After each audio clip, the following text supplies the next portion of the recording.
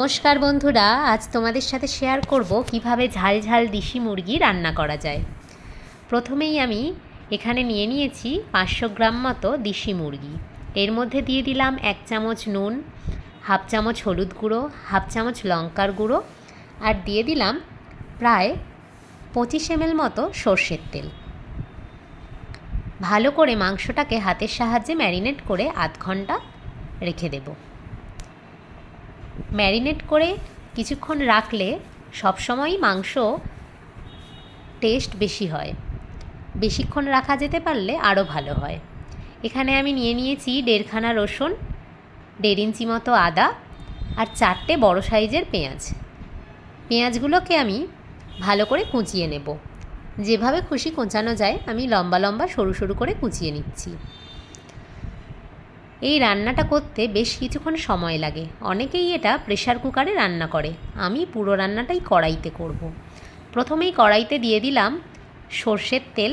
এখানে প্রায় 5 চামচ মতো সর্ষের তেল ব্যবহার করেছি। তারপর দিয়ে দিলাম 2টো তেজপাতা, 1টা শুকনো লঙ্কা আর 1 চামচ গোটা জিরে, আর দিয়ে দিচ্ছি 3টে চেরা কাঁচা লঙ্কা। এবার এখানে আমি 4টে পেঁয়াজের মধ্যে 3টে পেঁয়াজ কুচি ব্যবহার করছি। 3টে পেঁয়াজ কুচি এই সময় দিয়ে ভালো করে নেড়েচেড়ে ভেজে নেব। খেয়াল রাখতে হবে পেঁয়াজগুলো যেন পুড়ে না যায়। বাকি যে একটা পেঁয়াজ রেখেছি ওই পেঁয়াজটা কিন্তু আমি বেটে নেব।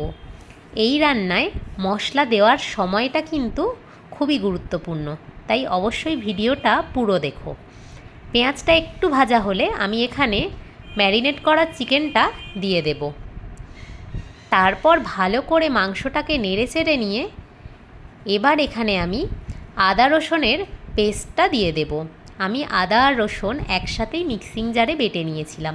আদা রসুনটা কিন্তু আমি এই স্টেজে ব্যবহার করছি। এবার ভালো করে নেড়েচেড়ে নেব। দেখো এখানে যে একটা পেঁয়াজ রেখে দিয়েছিলাম সেটারই পেস্ট বানিয়ে এর মধ্যে এই সময় অ্যাড করব। এতে ফ্লেভার, কালার সব কিছুই খুব সুন্দর আসবে। ভালো করে নেড়েচেড়ে কষিয়ে নেব। এবার একে একে আমি গুঁড়ো মশলাগুলো ব্যবহার করছি।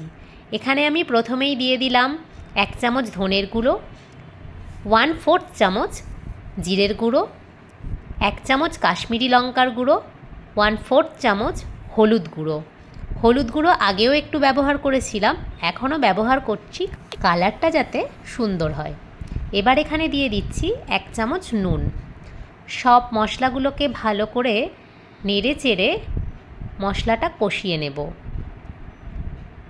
এই মাংসটা বেশিক্ষণ ধরে কষালেই ভালো সেদ্ধ হয়।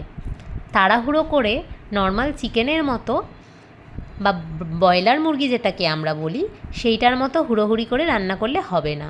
অনেকেই কুকারে রান্না করে থাকেন, কিন্তু আমার মনে হয় এইভাবে ঢেকে ঢেকে আঁচ কমিয়ে রান্না করলে মাংসের স্বাদটা অনেক বেশি হয়। এবার ভালো করে ঢাকা দিয়ে দিয়ে কষিয়ে নিচ্ছি। প্রায় 25 মিনিট মতো এইভাবেই আঁচ কমিয়ে ঢাকনা দিয়ে কষিয়ে নেওয়ার পর এখানে আমি 2 কাপ মতো গরম জল দিয়ে দিলাম। জলটা গরম করে ব্যবহার করলাম। এবার ঢেকে আঁচটা কমিয়ে দিয়ে প্রায় মিনিট 15 মতো ফুটিয়ে নেব। তাহলেই গ্রেভিটা ঘন হয়ে আসবে আর চিকেনটাও বেশ ভালো সেদ্ধ হয়ে যাবে। খুব সহজেই অল্প কিছু মশলা দিয়ে তৈরি হয়ে গেল দেশি মুরগির ঝাল ঝাল একটা রেসিপি। এবার গরম গরম ভাতের সাথে এই নরম তুলতুলে দেশি মুরগি পরিবেশন করলাম। রেসিপিটা যদি ভালো লাগে অবশ্যই কমেন্ট করে জানিও। ধন্যবাদ।